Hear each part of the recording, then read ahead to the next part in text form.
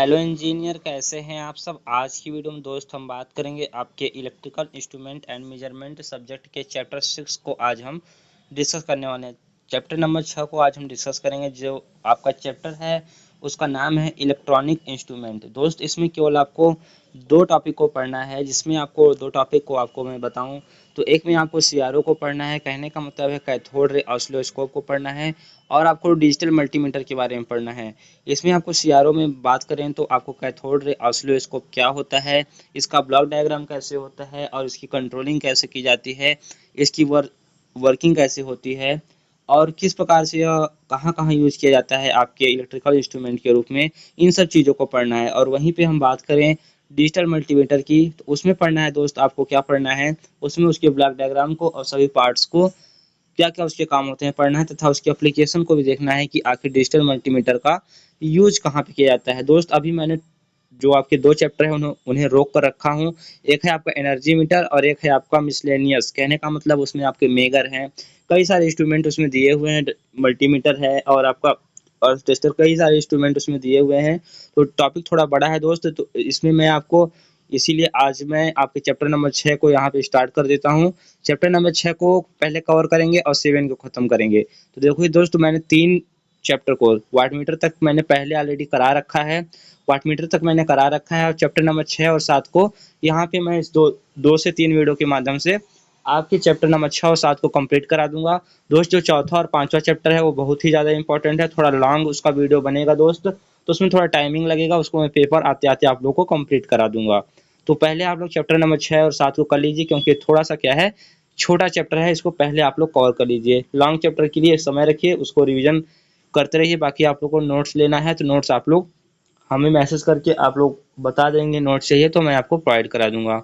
तो दोस्त चलिए यहाँ पे बात करते हैं कि इलेक्ट्रॉनिक इंस्ट्रूमेंट क्या होता है।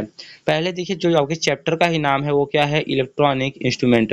तो आपके चैप्टर का ही नाम क्या है दोस्त, इलेक्ट्रॉनिक इंस्ट्रूमेंट है। जैसा कि आप यहाँ पे देख पा रहे होंगे, यहाँ पे मेंशन भी किया गया है। क्या है आपके चैप्टर का नाम, जो चैप्टर नंबर 6 है दोस्त उसका नाम है इलेक्ट्रॉनिक इंस्ट्रूमेंट।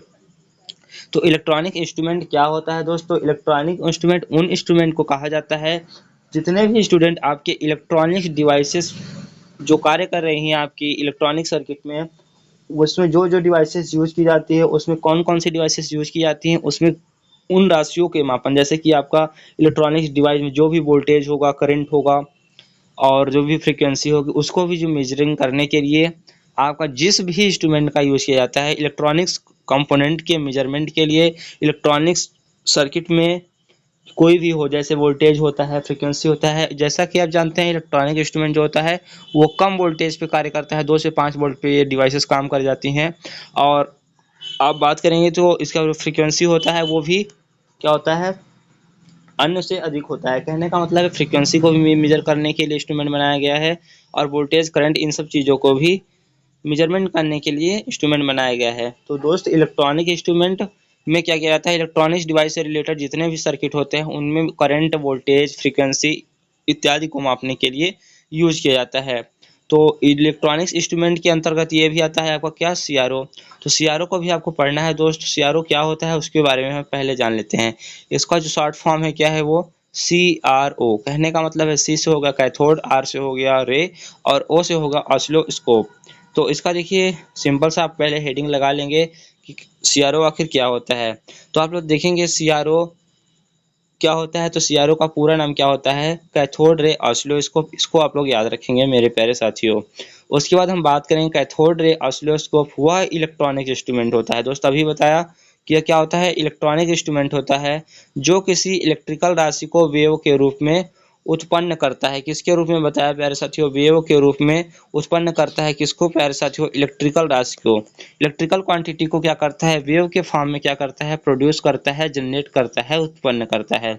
तो इस प्रकार से चीज़ों को आप लोग याद रखेंगे कि सीआरओ एक ऐसा इंस्ट्रूमेंट होता है, ऐसा इलेक्ट्रॉनिक इंस्ट्रूमेंट होता है जो इलेक्ट्रिकल राशि को, इलेक्ट्रिकल क्वांटिटी को वेव के रूप में उत्पन्न करता है। उसके बाद अगले पॉइंट में पढ़ेंगे CRO electrical signal, current, voltage, frequency, phase difference etc को ग्राफ के फॉर्म में डिस्प्ले पर क्या करता है दोस्त, शो करता है। वही बताया दोस्तों कि जितने भी इलेक्ट्रॉनिक डिवाइस होती है, इलेक्ट्रॉनिक सर्किट होती है, उसमें जो भी करंट फ्लो कर रहा है, जो भी करंट फ्लो कर रहा है, जो भी वोल्टेज है, जो भी फ्रीक्वेंसी है और जो भी फेज डिफरेंस है, ईटीसी मतलब इत्यादि को क्या करता है, मेजरिंग करता है ग्राफ के रूप में, वेव के रूप में डिस्प्ले पर क्या करता है दोस्त प्यारे साथियों, देखें डिस्प्ले पर क्या करता है, शो करता है।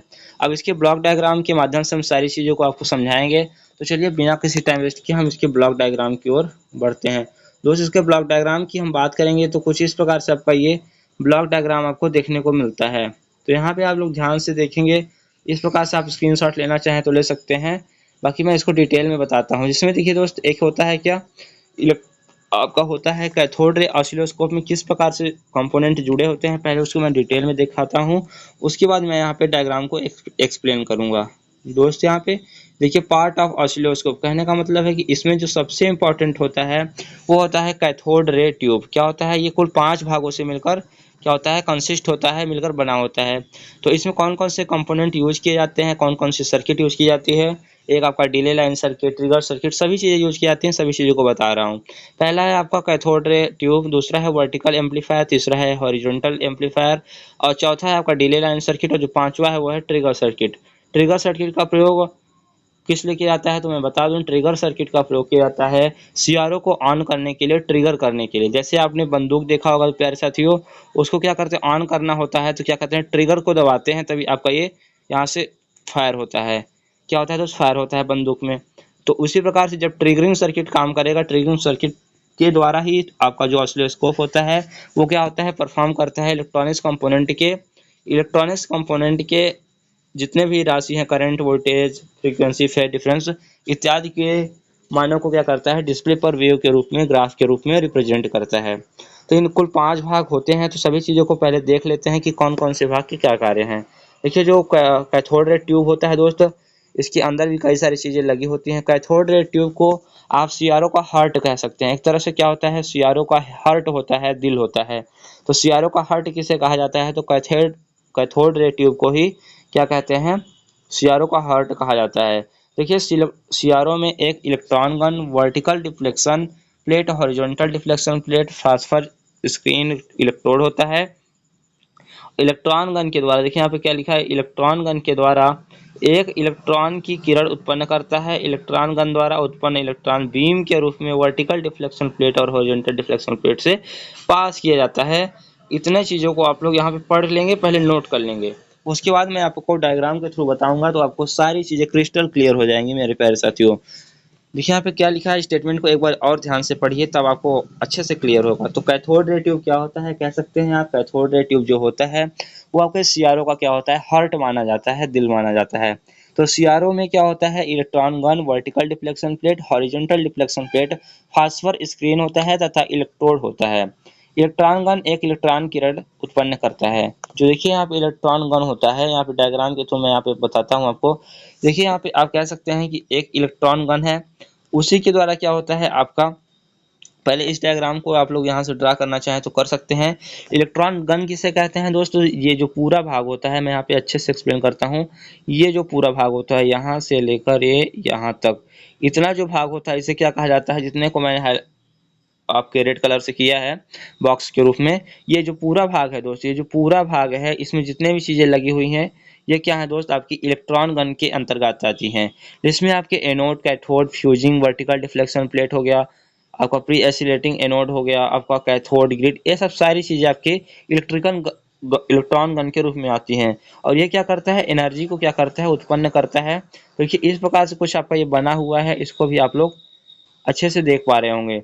तो इस डायग्राम को पहले ड्रा करेंगे। तो इलेक्ट्रॉन गन क्या करता है, इलेक्ट्रॉन गन का जो काम होता है वो इलेक्ट्रॉन का बीम उत्पन्न करता है। बीम का मतलब है इलेक्ट्रॉन के कई बंडलों को, कहने का मतलब इलेक्ट्रॉन के कई समूहों को क्या करता है, उत्पन्न करता है, जिसके द्वारा आपका वेव उत्पन्न होता है। इस प्रकार से कुछ आपको वेव देखने को मिलेगा। इसको आप लोगों ने अपने डिजिटल इलेक्ट्रॉनिक्स के लैब में देखा भी होगा। तो सीआरओ को जरूर देखिएगा दोस्त, आपके लैब में रहता है। और ये यहाँ पे फास्फर स्क्रीन लगी हुई होती है दोस्त, और एसिलेटिंग एनोड होता है। सारी चीज़ों को देखेंगे, इसे बेस कहा जाता है। और ये क्या होता है, एक होता है कैथोड, और ऊपर साइड क्या लगा होता है, एनोड लगा हुआ होता है। और दोस्तों यहाँ पे एसिलरेटिंग एनोड होता है, जो कि क्या करता है, त्वरित करता है किसको, इलेक्ट्रॉन को त्वरित करता है। कहने का मतलब है इलेक्ट्रॉन को, जैसे नॉर्मल स्पीड से आ रहा है इलेक्ट्रॉन एक बीम के रूप में, तो उसको क्या करता है, एक्सीलरेट करता है, त्वरित करता है, मतलब कि गति की अवस्था में उसकी गति को बढ़ाता है, ऐसे आप समझ सकते हैं। और एक यहाँ पे फास्फर स्क्रीन लगा होता है, जो फास्फर का बना होता है, फास्फोरस का स्क्रीन बना होता है। उसमें एक प्लेट सी पतली सी शीट लगी होती है कागज के रूप में, जो कि फास्फर की होती है, तो उसे फास्फर स्क्रीन कहा जाता है। इस पे क्या होता है, ग्राफ आपका बनता है। जो भी ग्राफ आप देखते हैं वो फास्फर स्क्रीन पे ही कुछ इस प्रकार से आपको साइन वेव मिलेगा, या फिर आपको नॉर्मली वेव मिल जाएगा, यहाँ पे विदाउट वाला या फिर जिग जैग वाला मिल जाएगा। तो इस प्रकार से वेव, जो भी वेव मिलता है वो फास्फर स्क्रीन पर ही बनता है। और यहाँ पे दो पिनें यूज की जाती हैं, दो पिन ऊपर की ओर, दो पिन नीचे की ओर। तो इन सब सारी चीज़ों को आप लोग डायग्राम के रूप में बना रहेंगे। और ये जो आपका हीटर होता है दोस्त, हीटर के ही द्वारा क्या होता है, यहीं से इलेक्ट्रॉन जाते हैं, इलेक्ट्रॉन बीम के रूप में इस स्क्रीन पे पड़ते हैं। तो यहाँ पे क्या होता है दोस्त, आपको वेव के रूप में, ग्राफ के रूप में रिप्रेजेंटेशन मिलता है, किसका, सिग्नल का। तो यहाँ पे इतनी चीज़ों को याद रखेंगे। इलेक्ट्रॉन बीम उत्पन्न करता है, इलेक्ट्रॉन का द्वारा इलेक्ट्रॉन बीम को वर्टिकल डिफ्लेक्शन प्लेट और हॉरिजॉन्टल के पास किया जाता है।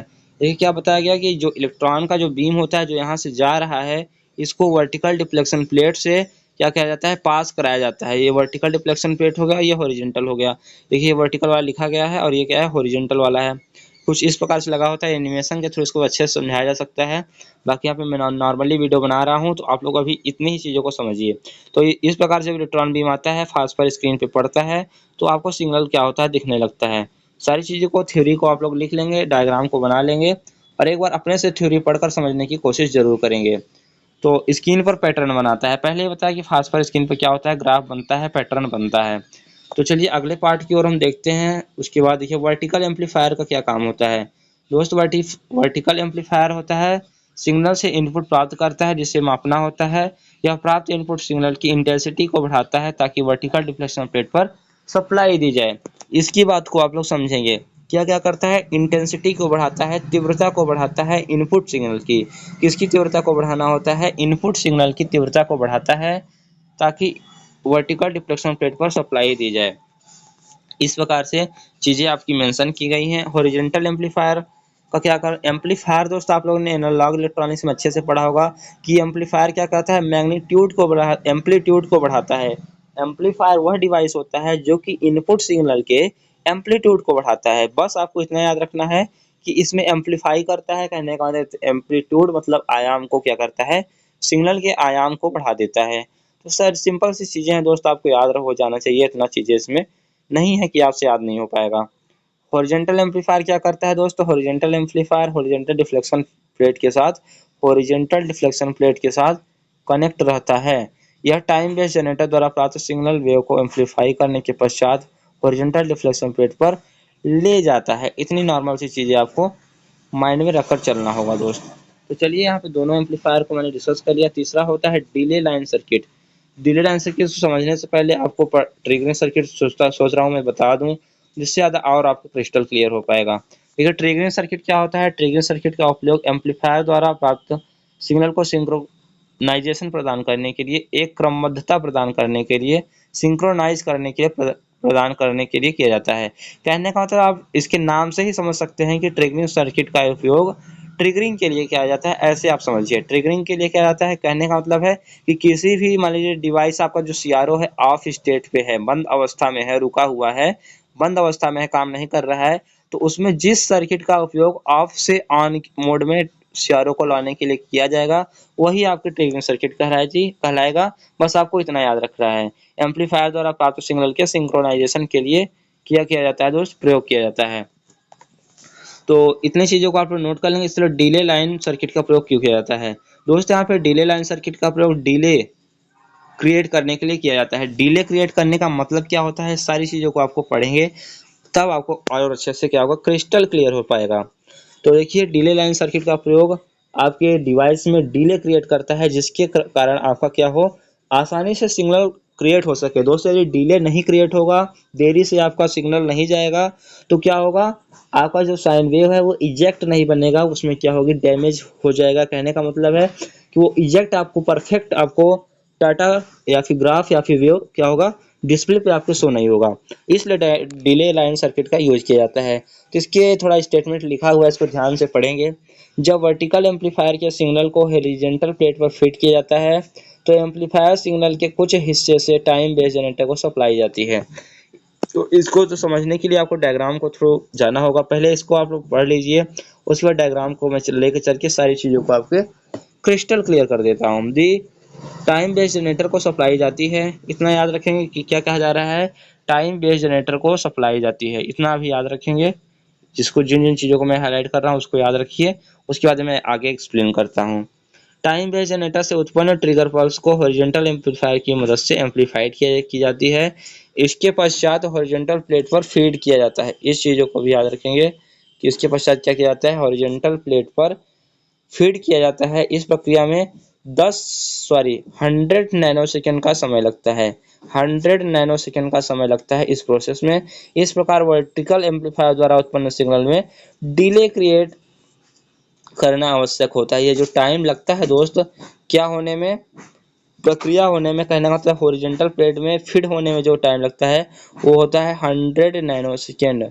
और यदि एक भी डिले हुआ दोस्त तो आपका सिग्नल क्या होगा, गड़बड़ हो जाएगा। इसीलिए क्या करते हैं, डिले लाइन सर्किट का यूज करते हैं, जिससे ये जो टाइम है ये टाइम ना लगे दोस्त, और क्या हो, डिले रखना आवश्यक हो जाता है। जैसे कि टाइमिंग होगा तो आपका सिंक्रोनाइजेशन आसानी से नहीं हो पाएगा, अर्थात आपका जो सही से कार्य कर रहा है आपका सीआरओ वो कार्य नहीं कर पाएगा। तो इसको नोट कर लीजिए दोस्त, मैं इसको डायग्राम के थ्रू आपको अच्छे से एक्सप्लेन करता हूँ सारी चीज़ों को। और यहाँ पे हम आते हैं डायग्राम की ओर और सारी चीज़ों को यहाँ पे बेहद खूबी से समझाते हैं। दोस्त यहाँ पे आप लोग देखेंगे कि कुल मिला के आपको 4 से 5 चीज़ों को आपको ध्यान में रखना है दोस्त, उसके बाद आपकी सारी चीज़ें क्या हो जाएंगी, क्रिस्टल क्लियर हो जाएंगी। दोस्त यहाँ पे आता है, यहाँ पे क्या होता है, ये आपका पूरा क्या है, डायग्राम आपको दिखाया गया है। इसमें कुल मिला के 5 से 6 चीज आपको याद रखना है। आपको एक याद रखना है CRT। CRT क्या होता है, जिससे आप कहते हैं cathode ray oscilloscope, sorry cathode ray tube कहा जाता है CRT को। तो CRT क्या कौन सा भाग है, मैं देखिए हाईलाइट कर रहा हूँ, उसे ध्यान रखिएगा। केवल इतने भाग को ही आप लोग क्या बोलेंगे, CRT बोलेंगे, कैथोड रे ट्यूब बोलेंगे। इतना भाग क्या है आपका, CRT है। और एक पॉइंट को यहाँ पे याद रखेंगे, ये क्या है, वर्टिकल एम्पलीफायर है, और ये क्या है, डिले लाइन सर्किट है। और ये क्या, फास्फर स्क्रीन तो अभी बताया था क्या करता है, आगे लगा होता है, इसको बाद में देख लेंगे। और यहाँ पे एक होता है ट्रिगरिंग सर्किट, एक होता है ट्रिगरिंग सर्किट, और एक होता है टाइम बेस्ड जनरेटर, और एक होता है हॉरिजॉन्टल एम्पलीफायर। देखिए यहाँ पे अच्छे से आपको मेंशन करते हैं। हॉरिजॉन्टल एम्पलीफायर होता है, हॉरिजॉन्टल डिफ्लेक्शन प्लेट होता है। दोस्त वर्टिकल डिफ्लेक्शन प्लेट कहाँ पे लगा होता है, वर्टिकल डिप्लेशन प्लेट इसका नाम क्यों रखा गया है, क्योंकि ये क्या होता है, वर्टिकली लगा होता है। और यहाँ पे देख सकते हैं ये क्या है, हॉरिजॉन्टली यहाँ पे प्लेस्ड है आपके CRT में। तो इन 5 चीजों को आपने समझा। तो यहाँ से देखिए पहले सिग्नल आता है दोस्त, क्या होता है, एक सिग्नल जो आपका इनपुट सिग्नल यहाँ से बाहर से सप्लाई से जो कनेक्ट करते हैं आप सीआरओ को, जिसका भी आपको वेव प्राप्त करना होता है, तो वर्टिकल एम्पलीफायर में आता है। तो वर्टिकल एम्पलीफायर क्या करता है, एम्पलीट्यूड के सिग्नल के, इनपुट सिग्नल के एम्पलीट्यूड को बढ़ाता है, आयाम को बढ़ाता है। उसके बाद यहाँ से फिर क्या होता है, आयाम को बढ़ा देता है। तो देखिए जो सीआरओ है वो उच्च आयाम पे ही काम करेगा, ऐसा नहीं है कि कम एम्पलीट्यूड का सिग्नल होगा उस पर भी ऑपरेट हो जाएगा, ऐसा नहीं है। इसमें एम्पलीट्यूड हाई होना चाहिए, इस चीज़ों को याद रखेंगे। देखिए एम्पलीट्यूड हाई करने के लिए क्या करना होगा आपको, फिर यहाँ पे एक ट्रिगरिंग सर्किट का यूज किया जाता है। ट्रिगरिंग सर्किट से क्या होता है दोस्त, कि ये आपका जो सीआरओ है ट्रिगर हो जाता है, मतलब कि ऑफ स्टेट में रहता है तो ऑन स्टेट में आ जाता है, ट्रिगर हो जाता है, इसका मतलब ऑफ स्टेट से ऑन स्टेट में आ जाता है। और ऑन स्टेट में तभी आएगा जब यहाँ पे एम्पलीफायर लगा होगा, मतलब उच्च आयाम का सिग्नल आएगा, तभी ये ट्रिगरिंग सर्किट ऑन होगा, और तभी जाके आपका जो सीआरओ है वर्क की अवस्था में आ पाएगा, कार्य की अवस्था में आ पाएगा।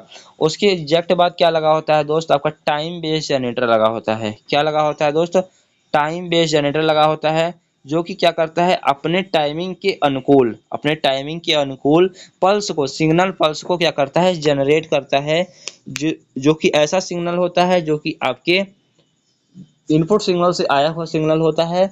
और इसमें क्या करना होता है, इसी सिग्नल को हॉरिजॉन्टल एम्पलीफायर से क्रॉस कराया जाता है, टाइम बेस्ड जनरेटर के द्वारा पल्स जनरेट करके आपके कहाँ पे भेजा जाता है, हॉरिजॉन्टल डिफ्लेक्शन प्लेट में।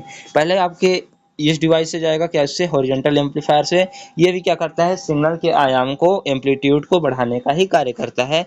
उसके बाद इस प्लेट में जाएगा यहाँ पे, और इधर से आपका ये जो इलेक्ट्रॉन गन है, गन से अभी बताया कि दोस्त इलेक्ट्रॉन बीम निकलती है और इस प्लेट से आती है, यहाँ पे जाता है। उसके बाद यहाँ पे डिफ्लेक्शन होता है, और डिफ्लेक्शन प्लेट इसीलिए लगाया गया है कि इलेक्ट्रॉन का जो, देखिए अभी डिटेल में यहाँ समझाते हैं। इतनी चीज़ों को आप लोग समझ गए होंगे कि इनपुट सिग्नल आता है वर्टिकल एम्पलीफायर में, वर्टिकल एम्पलीफायर में एम्पलीट्यूड को बढ़ाया जाता है। उसके बाद यहाँ पे ट्रिगरिंग सर्किट में आता है।